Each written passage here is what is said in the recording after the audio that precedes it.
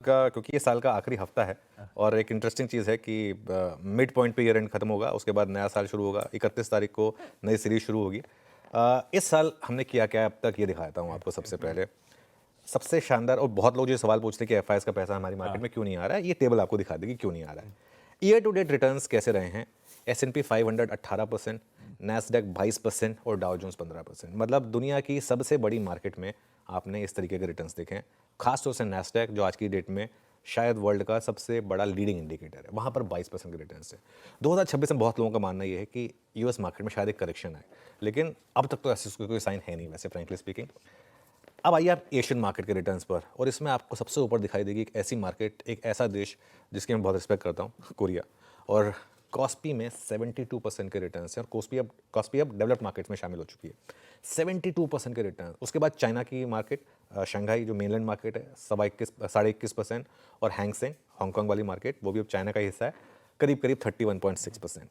Japan का बाजार, जी हाँ, जापान के बाजार जहाँ बहुत ज़्यादा कंसर्न्स रहे हैं, बैंक ऑफ जापान ने रेट हाइक किए, उसके बावजूद 29% के रिटर्न्स आपको जापानीज मार्केट ने कमा कर दिए।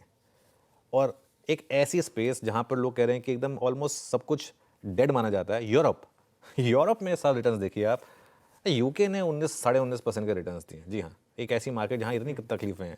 जर्मन डैक्स देख लें आप, बाकी की मार्केट देख लें आप, 15 से 20% के आपको सॉलिड रिटर्न्स मिले हैं। और ये सब मैं लोकल करेंसी में बता रहा हूँ। अब आइए हमारी मार्केट पर। निफ्टी में +9.7%, मिड कैप सिर्फ +5% और स्मॉल कैप -6.7%। इस निफ्टी का 9.7% भी आप उड़ा दीजिए, क्योंकि इतना तो डॉलर रुपये बढ़ गया, मतलब रुपये में मूव आ गया। तो एफआईआई को कुछ नहीं मिला हमारी मार्केट में। और ऐसा नहीं है कि उनको हमारी मार्केट से कोई दुश्मनी ऐसा कुछ है।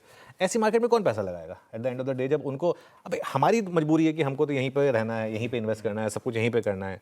उनकी थोड़ी ना मजबूरी है, उनको तो ऑप्शंस अवेलेबल हैं। और यही कारण है कि अगर आप पिछले 6 महीने की एफआईआईएस के ट्रेंड देखेंगे, 6 महीने से ताबड़तोड़ सेलिंग है। जुलाई से सेलिंग शुरू हुई 48,000 करोड़, अगस्त में 47,000 करोड़, सितंबर में 35,000 करोड़, अक्टूबर में बस एक लगा था कि शायद थोड़ा बाय आ जाएगा, लेकिन फिर भी छोटा सा सेलिंग था, 2,300 करोड़ का लगा कि सेलिंग खत्म हो गई है वहाँ पर। बहुत लोगों को लगा था, मुझे भी लगा था ऑनेस्टली स्पीकिंग।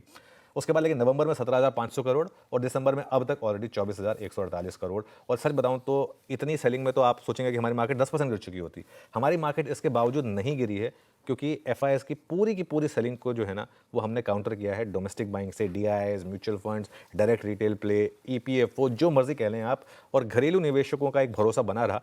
और मैं ऑनेस्टली चाहूँगा कि बस ये भरोसा कहीं टूटे ना, और उनको रिटर्न्स मिले शायद होपफुली 2026 में, लेकिन हो भी रहेगी अभी तक तो।